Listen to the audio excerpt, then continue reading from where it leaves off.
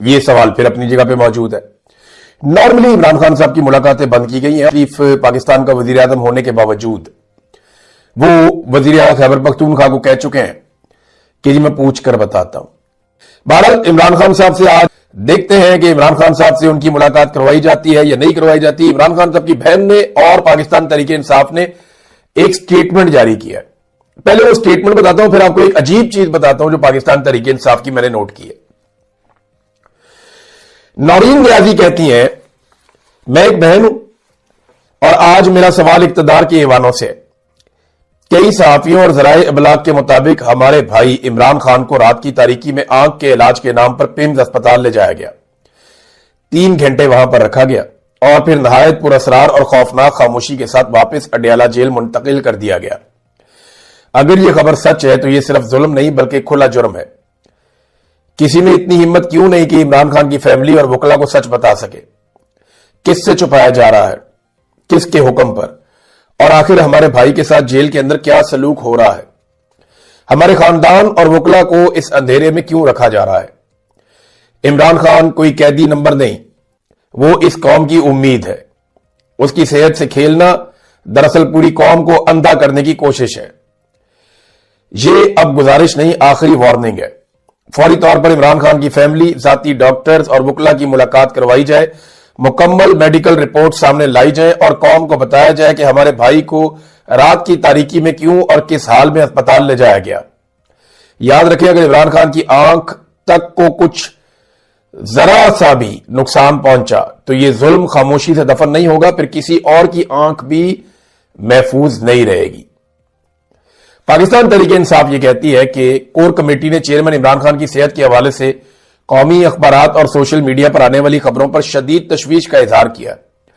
अखबारी रिपोर्ट्स के मुताबिक इमरान खान को पिम्स अस्पताल मुंतकिल किया गया और बाद बगैर किसी इतला के वापस अडयाला जेल ले जाया गया, जबकि इस तमाम अमल के बारे में उनकी फैमिली, पार्टी के कायदीन, वकला और अवाम को भी आगाह नहीं किया गया, जो इंतहाई काबिल मुजम्मत और तशवीशनाक है।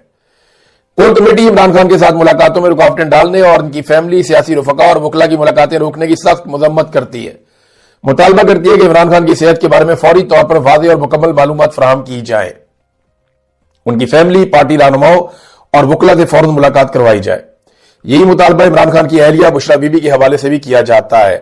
हुकूमत से मुतालबा किया है कि इमरान खान का मुआयना शौकत खानम अस्पताल के डॉक्टरों से करवाया जाए। अगर इस अमल में ताखीर की गई तो पाकिस्तान तहरीक इंसाफ आइंदा अपना लायामल देने का हक महफूज रखती है, जिसमें अवाम से अपील की जा सकती है कि वो पुरअमन तौर पर खैबर पख्तूनख्वा समेत मुल्क के दीगर हिस्सों में शटर डाउन और पहिया जाम करें। कमेटी ने फैसला किया है कि पार्टी की सफारती रिलेशन कमेटी और ह्यूमन राइट्स कमेटी दीगर ममालिक के सफीरों और बैन अवी इंसानी हकूक की तंजीमों के सामने इस संगीन मसले को उठाएगी और इस हवाले से होने वाली पेशरफ से पार्टी की सियासी कमेटी और कोर कमेटी को बाकायदगी से आगाह करती रहे। कोर कमेटी ने इमरान खान से मुलाकातों से मुतालिक तमाम मुकदमात के बारे में पार्टी की जानिब से हदायत की है कि सीनियर वकला बशमूल सलमान अकरम राजा और बैरिस्टर गौहर इमरान खान इन मुकदमात को जल्द अज जल्द फिक्स करवाएं, अदालत में पेश होकर मुअस्सर अंदाज में पैरवी करे और फौरी समाअत को यकीनी बनाए। कोर कमेटी ने यह मामला सीनियर वकला के सवाबदीदी इख्तियार पर भी छोड़ा है कि अगर वो समझते हैं कि मजीद किसी नई दरखास्त की जरूरत है, चाहे वो वफाकी यानी अदालत में हो, तो बिला ताखीर वो दरखास्त दी जाए। अब वो कह रहे हैं जी हर फोरम के ऊपर इस मसले को उठाया जाएगा, इस मसले को उजागर करेंगे। बोर्ड ऑफ पीस में शामिल होने के फैसले को उन्होंने कहा जी हम मुस्तरद करते हैं।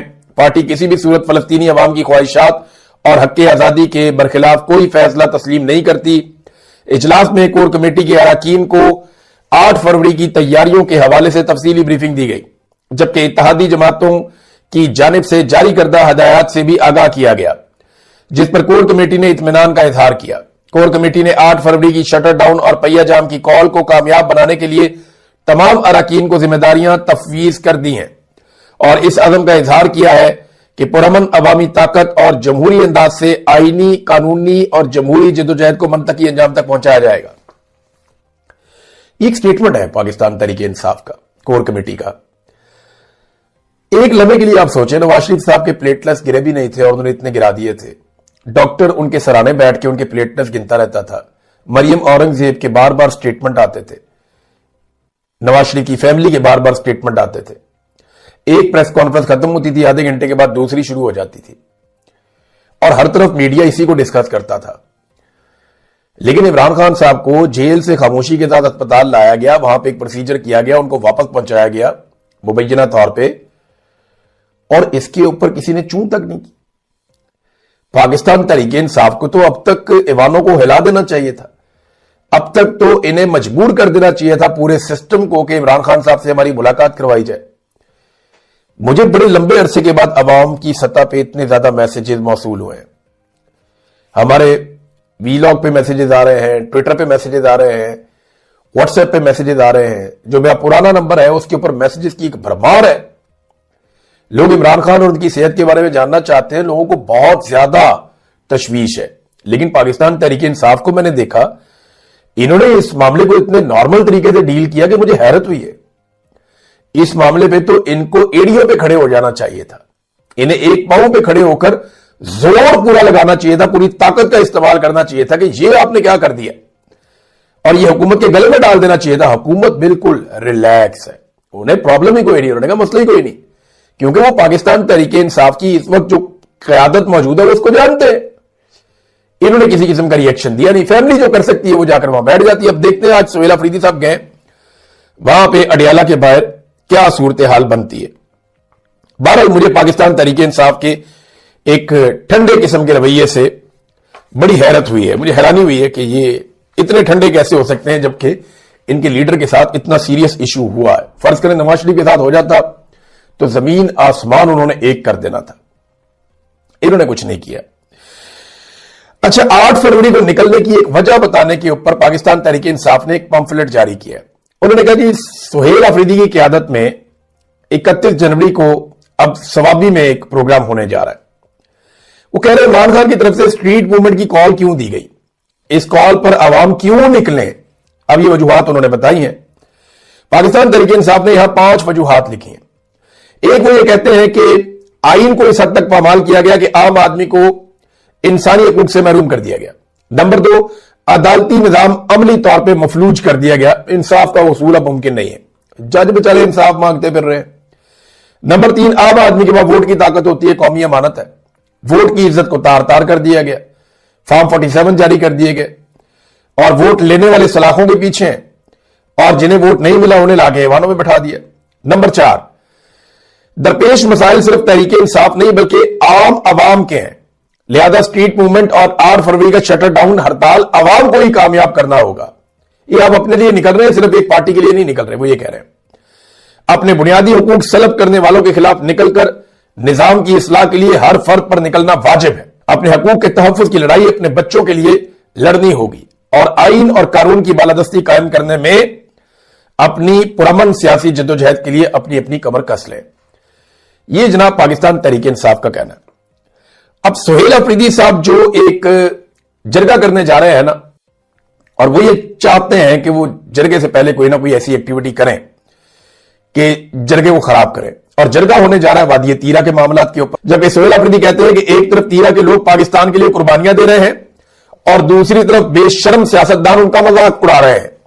कोई भी शख्स अपनी मर्जी से अपना घर नहीं छोड़ता, इन लोगों को जबरदस्ती निकाला गया और इन्हें कोई माली मदद भी फराहम नहीं की गई। ये है सूरत हाल वादी तीरा की। और वादी तीरा के मामला के ऊपर जो इंफॉर्मेशन है वो मैं आपके साथ शेयर करूंगा। आप हैरान हो जाएंगे कि वादी तीरा के अंदर से जो खबरें आ रही हैं, वफाकी हुकूमत के जितने दावे हैं उन्हें तीरा के रहने वाले लोगों ने जिस तरह उड़ा के रख दिया है, ये जरा आप देखिए ये वादी तीरा के लोग अब क्या कहते हैं। पहले तो अब JUIF के जो मकामी रहनुमा है उनकी बात सुने। फजलुर रहमान साहब की पार्टी है ना, वो कहते हैं जी ये हुकूमत कह रही है कि लोग बर्फ की वजह से निकले हैं। तो इस पे उन्होंने कहा जी पिछले 10 बरसों में ऐसी कोई नकल मकानी नहीं हुई, तो अब ये लोग क्यों घर बार छोड़कर आ रहे हैं। लोग सर्दी से निपटने के लिए पहले ही मुनासिब इंतजाम रखते हैं।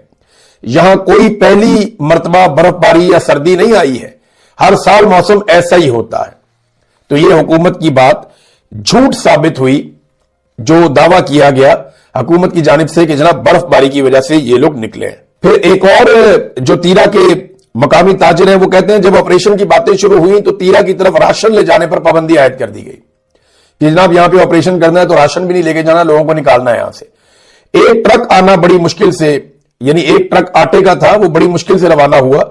मगर बर्फबारी खराब हालात के बायस वो मंजिल तक नहीं पहुंच सका। हुकूमत ने इलाका खाली करने का नहीं कहा तो फिर ये रजिस्ट्रेशन कौन कर रहा था?